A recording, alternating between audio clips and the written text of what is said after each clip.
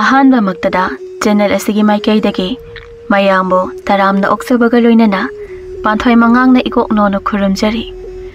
Ngasi so mayamgi damakta nungairaba wari macha ama puduna lagjari. Wari asigi mamingna Eigi epuroiba Apangba. Wari asibu ibirakpana Athouba Meetei. Nongalamdaini Imphal City gi khwaidagi motpa mafam amadani. Kaithel san ama amotpa mafam duda amotpa mana masing manatona induna maraiduna lamduna sairaga phamli. Ayukni Constable Pongnado khoirambal ima kaithel gi lambi matai da mafam sadana pot thariba nupi singdugi manakta chai ama pairaga changlei. Ise noina pot yoliba mafam se lambi ni khangdrabo numit khudingi su tangani numit khudingi su hainani ibungo sara pot yon pham leita tawbani koina pham dawbusu nate ngahaktani pot se loini hiksitpaga setkhragadabani sara yaro yeje pot se kawkhaire lambi da chakhaidringai thuna amuk thawgalo ibungo sara ai sara gi insang pige pot to chakhairano akoi sara lakringai sasapiro dudi se sara yari je adudi yonjaro yam sisaro je nga yon famdani paunado nga yon fam nupi amagi mamang lepaga ine si se lambi ni khangdro ibungo nga khara pikpa ama yauri se ai nangi pige ai ne cherang da hapira age ine akoi sarla adi engondo aina tainiraklani nga da mafam chaba amadu yon biro hoi adudi asom nakanda phamdurage ine nga do sisi oina pibiro khwai chawse ai akhoi sarda loina talam labani hairake hoi kg ahum tarabani asimadi kg da chahum yon bani nga singse iyon dadana loina mangba budine nangi ama pujakro pauna do insang na piyon fam amada lai haiba khara ina siko mayam ihe aina hojita sida thari golongano hairam laga masidi khongpak sin thari konsi Pangal ni pa aduna karim na sir nupi marak to phamba sutali nupa marak to phamba sutali tharoi shi homo marak to phamla yolo hairi bromi se sir tharoi kokta sima pubikro tuga lupa chama simaga phuri khaw sangbikro singa saina pirak lamnadi aina noi singsi koita antanare se tanaram khidro ai round lakpada leram nanu ko amok paunado mayam dagi khairak pe ensang na pi mayam do Lapna gypsy ama khamli ba mafam da changlei paunana sir si gai si khomai ngasidi nga chawam lore police officer ni pa sanong do film de yaw ba hero amago makhongoi do tapna thangdore wakrek masugi khongop do leibak makha da tapna thami aduga anok do haifet upsilaga tupi do haifet semlaga pauna da tapna haire nangi de khaido khrabra sir ai ki kem lodri tharoi shiore Tharoi do nangi pukro nga do gari da hapchalo sir horen sir gi yumda nga se thongba loiraga ai gi khara pukhige numitadri nangi daw yengba yari pauna asomda mayang khara famni sidagi dhap khara tawraga nangi nga do lawro sir asigi mayang sidi maitai nupi lawbani talle nang nga sai ge lawrak li mayam se maitai dagi ngakta natro nate sir pangal de shulawri sir ai asigi mayang sidi daw yengurake namidang do pauna do tharoi cherang du yalaga mayum da changlei aduga amambada thongang du da lepaga mai thanda ba mayum du da yenglaga lupa chama pirak padu su sarna koi ma maraga lok thuore kendan su leirakti bara su tamu yamagi gari maning da napakpagi tingri lupa humphudi fret manungi free khawda lona hawkibani pauna do amamba mayum da changlei pauna do thongi so do hangdokpaga pauna gi nuksina loijaba hui amom do pauna gi makhong manakta mamai do hairaga leirami pauna do magi hui amom macha du da yengtharaga phamlaga mamai nangbu yum sangla mu yadro aina mamai se am sange na mamai na kaubi basida mamai se panghai da hairaga leire tawrishi hoi se ayuk su sak chara maroi ne ibok tamphagi huinau singduna loina sathok piram lani ba pauna gi yum gi makha thangbada building achoba ama leibadudagi ibom sana pauna Nangido may pusilune. Namidang pumamam lene. Tamo. Haanadi may se free the kwalaga than ba yari kandi yum se pungan bane. Ado hauzik prepet lakpade may ga hapangam Nangbu napagumba ingonda tamo kaurano haiwani. Hona badu lepkano. Marai na may nganjaraksani jasidi. Ado nangbu CDO esai shanau ki the constable oire haibadubu. Nangbu kamai tawna orinone. Tamo ay manungda change. Koidawri pauna. Ay na madu he hangbasi nangbu sauning bro. Pare. Ado nangi maido ay maningi blab yan base. Tarayam na sangbani. Asije pusalo. Ihe, tara su kumdana changkrine. Ivom zado electric tarado magi maningda tingtok na. Si phawdi magi chakhumdi yoronina. Yam nungaite matam sigi thabak khaliba lengak amadi mantri MLA singse. Hangang se noina manghan bane. Mantri MLA singna manghan bane. Ah, pauna. Mai se yana khagi thongnok sida amukta lamo. Tara se maku ga huba yawbra hana amukta yengkho. Aduga imaido hapake. Namit kayani mamluraba paunagi yum ngasi namidang may nganjare. Paunagi laikagi MLA amagi mayumdani.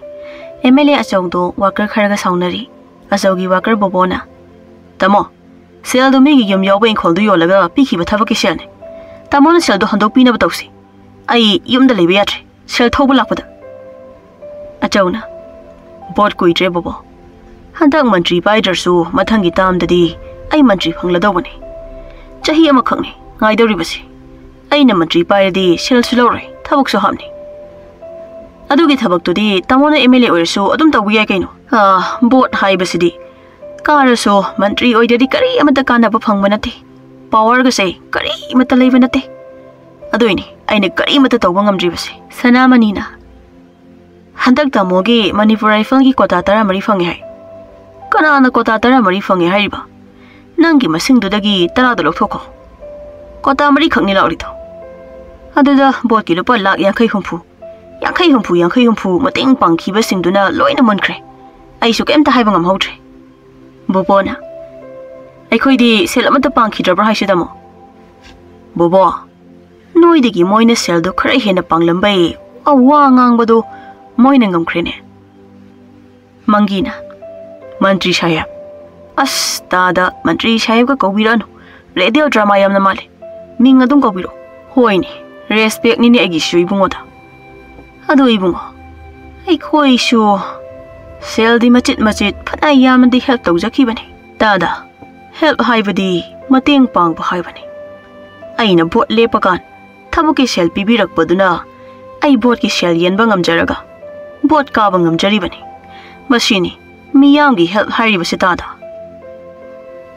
Nakanda asawgi chesang suba pembem do cheda kari no khara ina. Thabaki pida walupa lak tara kundo. Chahi mari se boiler loiramladi naha anasu sel do lak pairani. Hoi, government ki thabak haiba simaktambu ising chawbudu su yaudi. Mai sakbuda su yaudi. Karimata yaudi. Adubo boiler loibadi hantak ising chawbuda loina yaukre. Nga su loina yaukre. Akhoi gi su yaukre. Masini private business amadi government ki thabaka amuk henar libase. Nakal daki to mana. Ibema. Aidi MLA gi manakta sikpi sadana yalaga leibang ngambagi isa anido namdana sifaide insinkre. Matam khara haukre adubo paunadi mahausagum kaithal gi ima ibel singtali. Ima mafam sida phamba yade harisu adum phamjale. Potse langkai ka khwai tobusu nuaite. Ibunga kaithal mathaksu aikhogi pot pham leiba nate. Aduga noina phamlu hariba mafam dudi mi ten basu nate. Ima gombi mafam sidi mi chatnaba lambini. Ibunga mi kungba mafam da pot yondrabadi pot sitene. Mi kungba mafam dubu kaithal haibagi wani. Ado ima hoina mi kungdaba mafam duda potu khara hong hek yolo. Aduga ima gi pot pham amasu kalhoro. Mi khara su khomlaga noi tara kun manaraga Chang nai na pot yonba matamda aisu ima hoigi manakta mi thajalake pot sitnabada ai sinjarake. Ahando tumina lei. Paunado ahaldu gi pot singdo yomsilaga mana hairiba mafamda da pubi ahando su tumina paunagi matungda mapi tei thoklaga ine. Namidang wairamni. Isai sanaugi manaktani paunana lepaga leibado. Paunana tapna. Sir, Eigi seldudi adum hanjilaroidro. Thajadebo pauna. Mantri power leibagi nangse. Police halini man. Noi kendragi MLA duna aikhoigi mantri da haijamanbe. Adudi sir, mantri na vote kadradi aishu toriba thabakse adum tokadoira. Toktoini. Anova government amala adi hanagi afaba phattaba achumba aranba phajaba athiba moina pamdaba sing loina kotana langthokidoini. Ai fawba kotana langkidoini. Sir di kaigi langdoiba. Aiso lau yolaga toriba thabaknina tolopka pikhiba selduga chana dabanina. Thage tolop ngairingai chengwani ngai seldi kaidi kotluni. Aduna nangonda kaithelagi insang na pi khomalaga chakhum purisini. Sir gi lau udro.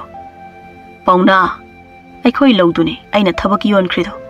Aduini aina kaithelgi insang na pi khomaga uyan melishi.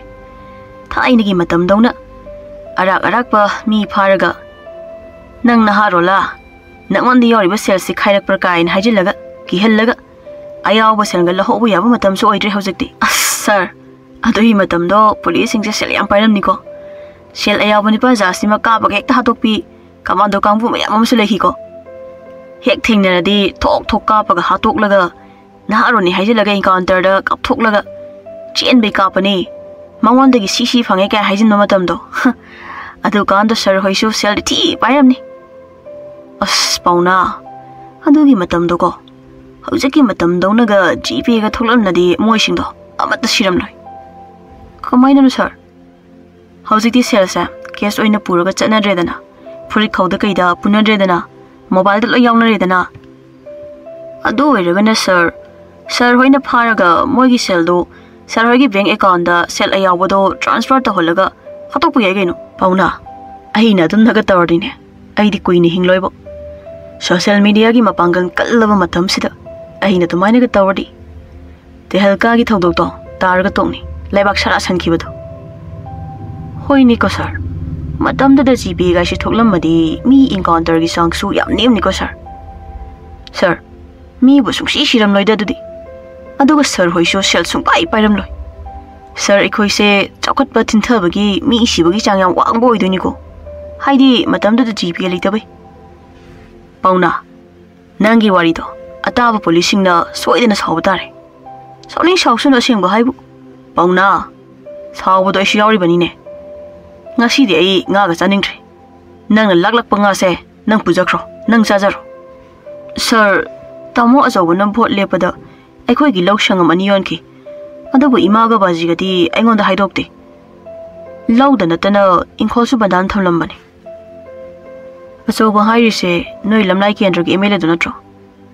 Sir, MLA nate mantri ne. Ado tamo habiyo nang na tamo ka udri se ai khakta ngai ni ko. Hapangna. Adu noi tamo do mantri fam pairam khiroida. Ma di MLA oiram khine. Sir, vote karadi mantri natro. Pauna, nang na pang base khupang amani. Nangi inkhol di handok labra. Handokte sir. Tamo ibom sagi bandhalo wa migi inkhol du da lairi sir. Sanga leitradi government ki thabak tanaganu ko pauna. Jahi tara mathoi gi matong ni aina thabak khalaisi. Aina thabak tawrakandani nupi phanglisi su. Matam sida sakna ga yaba natte koibo. Adudi sir, aishu thabak tawrdi nupi phangani ko. Pauna, thabak regular tawdar su nangna pamba nupi du dadi police ni na dum haiko. Koramba police ni haidunu sir. Pauna, nangna hoji ori police karama mange. Sir, aina ori police kaisel fami nupi tan banatro. Haish, Pauna, nangdi kaino matong no pangi he. Mamsilakle. Aigi duty su matam loy. Nang su hanna batawro. Ado mina hanglakladi nang thabak khale khumuko. Noi tamona thabak happy re haijilo. Natradi noi mantri manba MLA do mathang bot lepagi sel tanfam nei roi. Apangba ikhoi degi lawkhiba sel dunani mana bot yeliba sel do. Ikhoi se mabu phadro. Hoi sir. Ai adu su hanglakpa mi da haiki. Hayo. Nang ngamjaradi nang tonglakpa gari du da yawri ba mi sing du da su wari shaw. Hoi sir. Ado sir, ai ngasi di sel amata yawdre bara yawdre. Hoi. Noi auto driver da smai hayo. Bara yawde kamen asin BP ga hayo. Kamen asin wi amada lupa tara pirabani. Hoi sir, Vara lupa yang kai lawe. Aduna ai khamen asinbi manga piraki. Namidang wairamdo paunado yaurabung khunaugi lamkhaida auto driver ama namakokta khamen asin bana thomli. Sidinai napagi gari da tonglakpadu da pirucho. Tamo so sel tali do insang na pilay na banatro. Hey, nang auto driver khudingi tamo kauraga sumalano. Ay na auto thori si khamen asin bilay na banate. Tamo do di next nga oy na pijarage. Ngasi gidi khamen asin bisila wiro. English kayam loli ne. Masigi kaithel perform thugai basa. Next kaina. Tamo next haibadi mathang haibani. Aduga tomorrow haishina tumthoro haibani tamo. Tomorrow bu tumnaba haibani haba. Hey, BA auto driver ai ko ngau silakadore. Mantri anga wamna life se pumang manghalamdana. Ok lorga auto thause waise. Nang auto ng thau loidori. Ai chale. Tamo gi do karamba mantri no. Ai khoi tamo mantri du natro. Aya. Kana thau chakrini. Khoirambang kaithel da nongmani ni irang leipagi pauna kaithel da ima tan bachatte. Aduna ma isang na pi thongna ba leitre. Modi gi chiang duna lak tri bajala.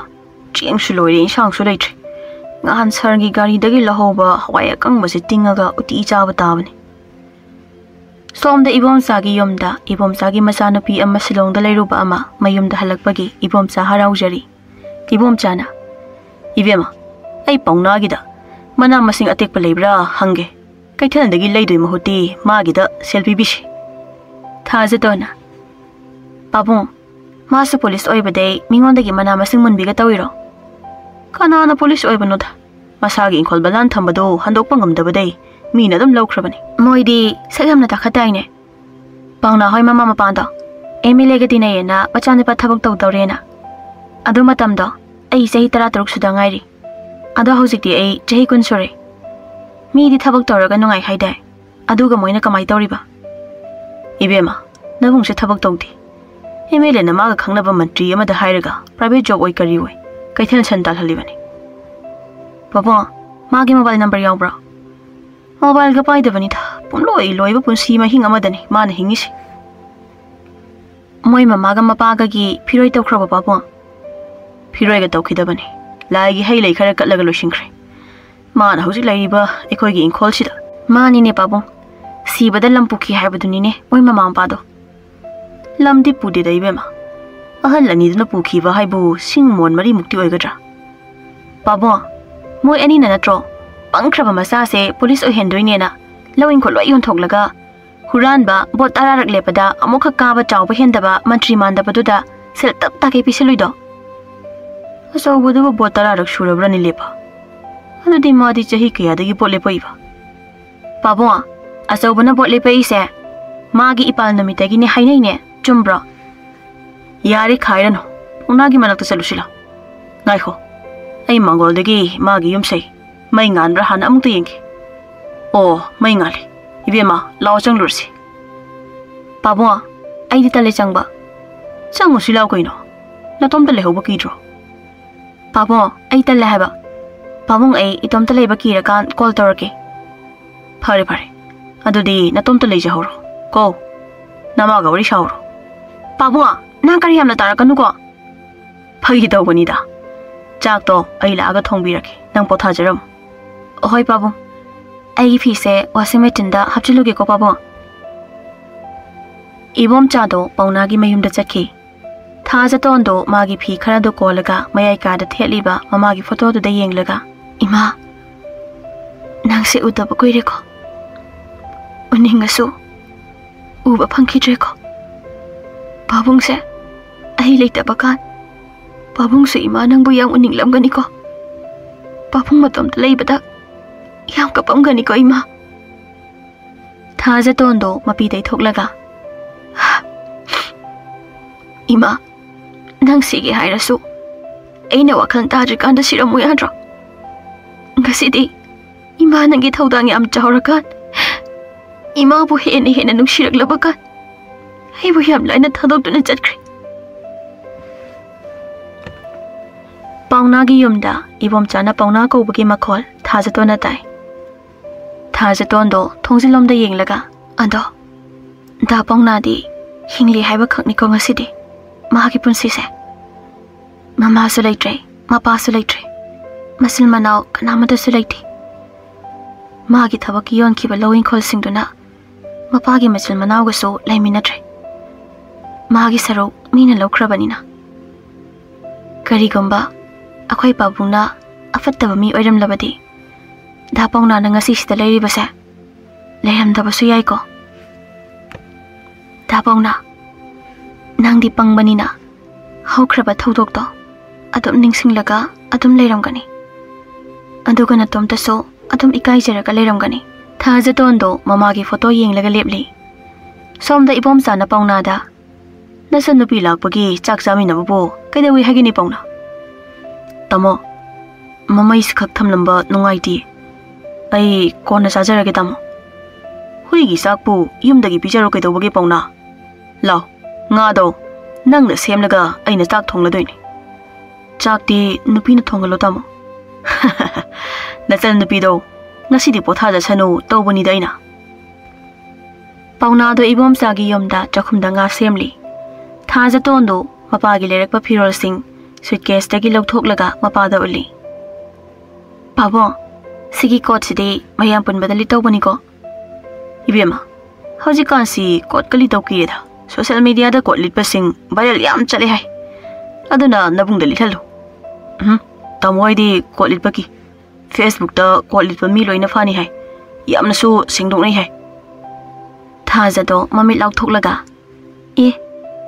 Haujik so tamo kauriba nang bokai babungda. Pawna do thaja tonda ikai ni yenglaga yam kina nga du tapna semli. Ibomsa do masanupi da mamit kopi. Thaja tona. Oh, kaya mo di kaya dida. Ako ipapungna masak si angang man may budi kahurini. Natrabawa. Mani bema. Ay na angang man baga nabung sina. Mapagong ba ibu mayambagong kanjaki baga. Tamo na. Pawna, nga do bo hawdori bo ha. Yam haw ni tamo. Kuhaw masani tamo. Ado tamo matibang malil si lawdora. Dapong na. Yen sunatana matibang malil kamay lawdo no. Lawda ba ni? Haujik Bharat da pot kwai tang mulam se state se. Manipur na first tari hai. Ado na sel na labor pot amata lem na makanya ponte. Bharat ay India highway adro dapong na. Prime Minister Narendra Modi na India sa Bharat adong kaholani hai habani. Babu sidi flop lo ina chatlani film se. Sini suni ni thabak mayam amasu flop sa krise. Pawna nangi thabak to hauji kari film na leire.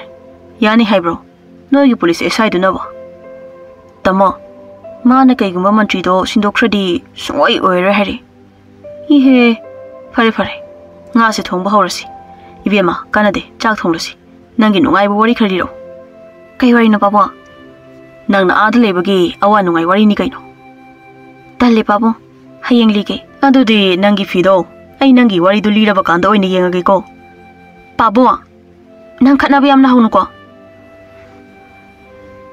Chahi amagi mamangda pawnagi mamaga mapaga do general election gi manadaba party ani khatna chaina batawbada apang thona phudoktuna mapuning ba hui sadana mating phudok lubagi nomaina kapthorakpada sikre aduga nomai kapthorakli bami oy adasu mayam changdana phubada sikre masini pawnagi punsi wari nongma pawnaga thajaton gado namidang wairam ama koila thaba loibada ngairiba lambi amada walking chatminari thajaton de pawna bu nuksijabanina ngasi sumana pawna bu waraujari Dapongna nangi thabak to tolok kaya phangge lupa lising ahum pi akhoi sarna thaja sigi koila sidi napi hau to malingo as koila gi wari nati aina saise hausik matamda aduna ke dodeba lupa lising ahum duna aido mantri na tawba thabak ne doine hoi ado nangi sel do noina pugumba tamo mantri duna sel tharak tanaba sangaleba MLA duna ne